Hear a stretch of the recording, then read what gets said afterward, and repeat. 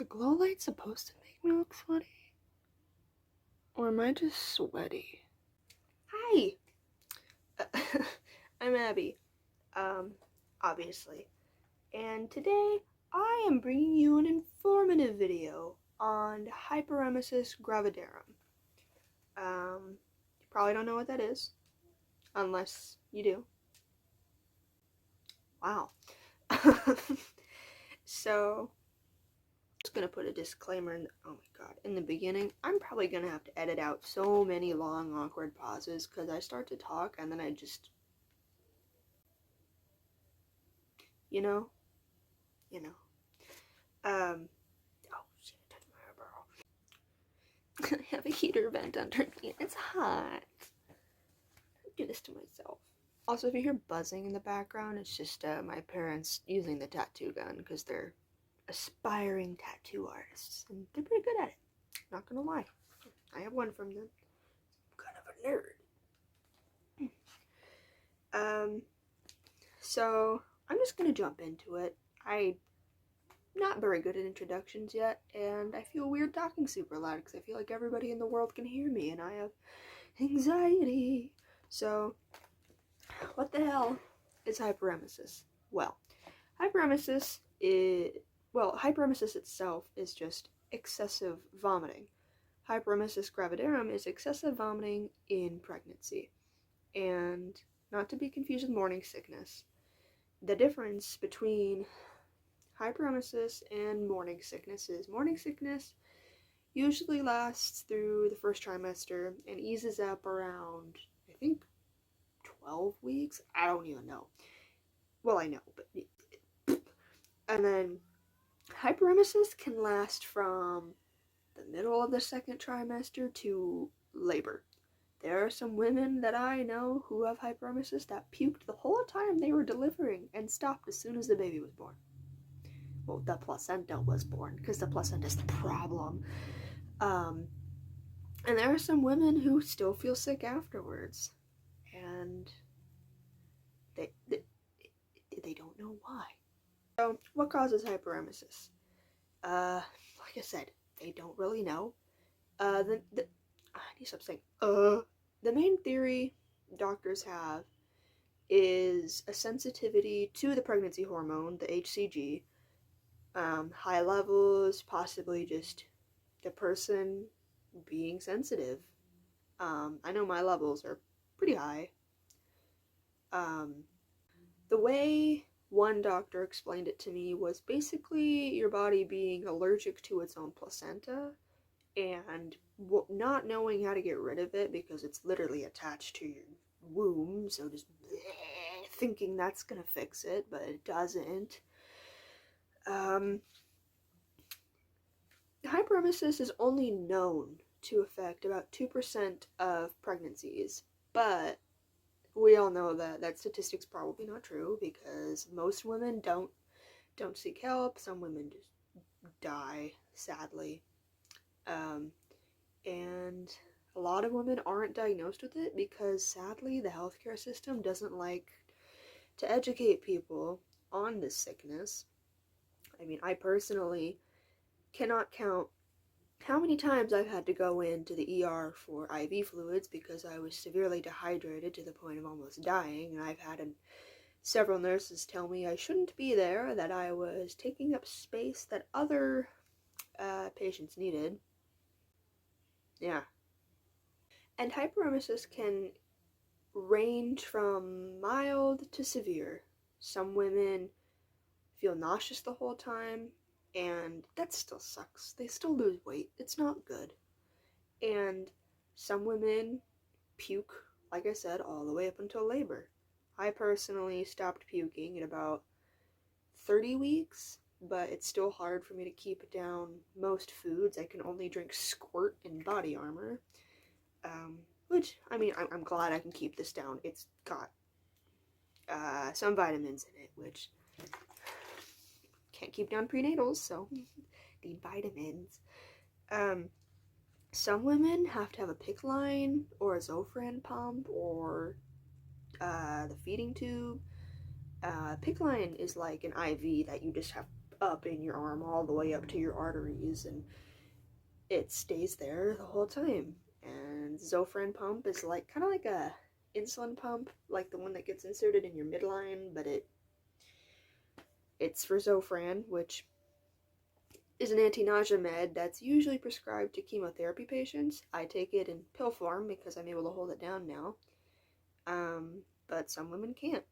I personally had to take it around the clock. I almost had a Zofran pump. It got approved. They just can't find anybody that knows how to put it in because it's not something that's seen as common or needed these days, even though I finally found a doctor that knew what she was talking about. Hyperemesis can cause birth defects and it can cause low birth weight, but there are actually many women who survive on Diet Coke slushies the whole time and still give birth to a perfectly healthy baby. And I think that's proof enough of what the female body can do. It's pretty wild because, like, damn. My baby is underweight. He's in the 3rd percentile, and I'm getting induced at 37 weeks. But that's my case. Um, it really depends on the person. Like, most people don't believe that I'm in the 3rd trimester or that I'm 34 weeks pregnant, you know? Because, like, 34 weeks pregnant? No, not really. God, getting up and down is freaking assholes. A head in my cervix. So I am in a Facebook group for women who suffer with hyperemesis. And I asked them in a post what questions they've been asked by people that they want me to answer for everybody in this video, or statements they've heard, things they just want cleared up or acknowledged, because most of what we say doesn't go acknowledged. I mean, tell that to my first OB who tried to tell me I just needed a psychiatrist. I already have a psychiatrist, sir. I think if every woman could have with hyperemesis could have a t-shirt, it would just say fuck ginger, because almost every person is like, have you tried ginger? And yes, we've tried ginger. It didn't work. It doesn't work. Actually, it makes it worse. It burns coming back up, and it doesn't make it... Who even thought? Another question is, shouldn't you be eating healthy? And that comes with a lot of discrimination, because there are women I've seen whose family members will bash them constantly, like, why are you drinking Coke so much? You should drink some water. It's like, well, okay, listen here. Would you rather I not drink the Coke, the one thing that my stomach will tolerate for God knows what reason, and would you rather I just die from dehydration, or would you rather I hydrate myself with the one liquid I can? You know? And there are women, like I said, who live on, like, Coke the whole pregnancy, or, I don't know, McDonald's Frappuccinos, Squirt, Body Armor, Gatorade, and their babies come out fine. Another question that I've heard asked is, why are you taking medication that's going to hurt your baby? Like, Zofran is a big one. People think that it will cause a cleft palate, which it hasn't been proven that it will. And, like, wouldn't you rather have a baby with a cleft lip than a dead baby? I know that's really dark, I'm sorry, but it's the truth. Like, it's one of those situations where the benefits outweigh the risks. It's like, would you rather not take medication and risk your health and your child's health even more just because it might cause a birth defect, a cosmetic birth defect? Because all I'm hearing when people say that is, I don't think you should give birth to an ugly baby. which babies with cleft lips are freaking adorable, so don't quote me on that because I don't think they're ugly. Another big question that I've heard, sorry, I cut my bangs myself and they just don't want to cooperate. A question I've been asked personally, and one that I've heard a lot, is, you seemed fine yesterday. What's wrong with you today? Or just being accused of faking it because you're puking one day and then the next day you snarf down a meal. And honestly,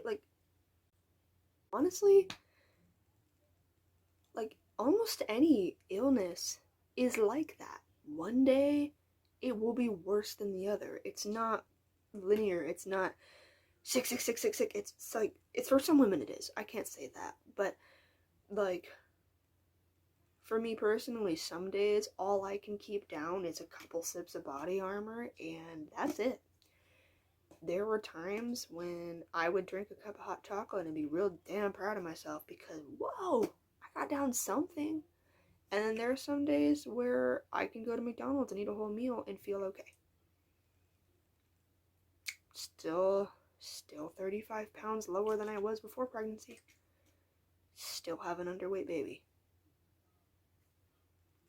And to any mom with hyperemesis, if you're feeling fluffy, which fluffy is a term women in the group use for a good day, if you're feeling fluffy, usually medicated fluffy is like if your medicine's working, that does not invalidate your sickness or your struggle. Be proud of yourself, but please don't let people, I hate that. I hate people who are like, oh, you're fine today. That means you're not sick. You're just crazy. No, that's not what it means. There are good days and there are bad days. So, some, people don't believe that this sickness is as damaging as it is, but I wasn't healthy as a horse. I have chronic health issues, but my blood levels always came back relatively normal. Nowadays, my potassium is low, my chlorine or whatever is super high, my liver and my kidneys are on the brink of not functioning. It's being taken care of by me because, guess what? Doctors don't give a shit. I don't know. I think I honestly made this video because I'm angry, because I see so many women going through organ failure, losing almost all of the fat on their body. Not more. Some women just pass away. And there are still people out there that are like, get over it. You're fine. Drink some water. Yeah, okay, Martha, if what, I don't know why I picked Martha, I don't know any mean Marthas. I don't know, Karen, if I could drink water, I would be chugging a whole freaking jug right now, trust me. And when women, I don't know why I'm laughing, it's not funny, but I see women in the group who give birth and are like, oh my god, I gave birth and immediately chugged a shit ton of water, because I was so thirsty all of a sudden, and it's like, those are, giving birth after this sickness is probably one of the best moments a mom can have. Giving birth to your kid is the best moment a mom can have in general. No, duh. But getting that sickness out of you and finally being able to hold your baby and know that it was all worth it, and finally being able to function, is the best feeling in the world. But some moms don't get that, because some moms have permanent organ damage after this. Some moms want more than one kid, but this sickness just follows them throughout every pregnancy. Some women don't get it ever again. Some women only get it with boys, some only with girls. They don't know why it happens, and I want them to do more studies. Which is why, if I make any money off of this channel, I'm going to donate a percentage of the proceeds to the Her Foundation, which they do stuff with hyperemesis. I need to do more research on how to do a charity, because I actually don't know. I know that personally, when I see my little guy, I'm gonna be like, bro, you are 98% sharp cheddar and 2% Baja fish taco. And I love you. Because there are women who suffer from this sickness who do have to terminate. There are women that do get an abortion. There are women who are advised by their doctors to get an abortion, which that's a whole other subject. Abortion isn't something I'm going to talk about in depth today, but there are women who have to do that because their body physically cannot handle carrying a child because they just puke and lose weight, and it's miserable. And who wants to do that?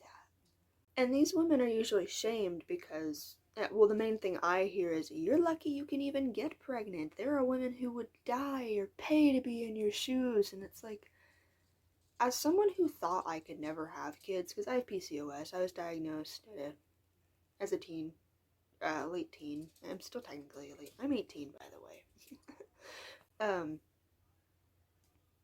And then getting pregnant, even when I thought I couldn't have a kid, I never would have judged a woman for getting an abortion because she didn't want to, like, I don't know, suffer for 9 months to the point of dying, possibly, dealing with, like, because a lot of these women have to do it alone. Not everybody has someone to take care of them. Not everybody has a good baby daddy. Like, not everyone has a husband or a wife. And we don't discriminate in this household. Everyone has the resources or the money to pay for the constant trips to the ER, the constant doctor visits. I have to go in for NSTs, which is natal stress testing, twice a week, which I can't even make it to all those appointments because I don't have my own license yet, because every woman has access to food stamps or TANF like I do personally. Not every woman has what you have or what someone else has. So choosing not to possibly die or speak of the devil, excuse me, my hair up because I'm sweaty and it felt gross. Anyways, back to the topic. Not every woman wants to suffer through this. Not every woman should have to suffer through this. Which I honestly, termination wouldn't happen as often as it does if doctors would buckle down and figure out what the hell is going on and how to actually fix it. Because I've heard so many people who are like, haven't you seen a doctor? Hasn't the doctor found out what's wrong? It's like, yeah, I've seen many doctors. Even doctors up at Olympia, the good hospital, have treated me like garbage and basically kicked me out the door telling me that I didn't need to be there. When later on I got my blood testing done and my levels of everything were so low, I could have died. Not seeing any of it anywhere. I'm tired of everything being limited to a Facebook group of suffering women who don't have the help they need. And frankly, I'm just angry. Very angry person these days. Who isn't angry right now? We're all stuck inside because people don't know how to wear a mask and stay in their homes. This video was kind of splotchy. My first one on this topic. I'm sweaty and it's past midnight and I just decided to do it now because I had the ambition and I know that when I wake up in the morning, I'm going to be tired. That's the reality of having this illness, is you go to sleep and then you wake up and your body's like, no, not today, not tomorrow, probably not next week, because I am sick. So, yeah. If anybody else is suffering from this and wants to talk about it, you can comment. If anyone has any questions as well, feel free to ask. I will answer whatever I can. If I don't have the answers, I'll do the research. I'll ask the women I know, because I want people to be educated on this topic and educated on a lot of topics. So thank you for being here and not getting bored of my rambling and my staring off into the distance every 5 seconds, because I can't keep... See, I'm doing it right now. I swear being pregnant is... If you have any mental illness and then you get pregnant, I feel like you just get dumb times 2. So, yeah. Thanks for watching. Bye!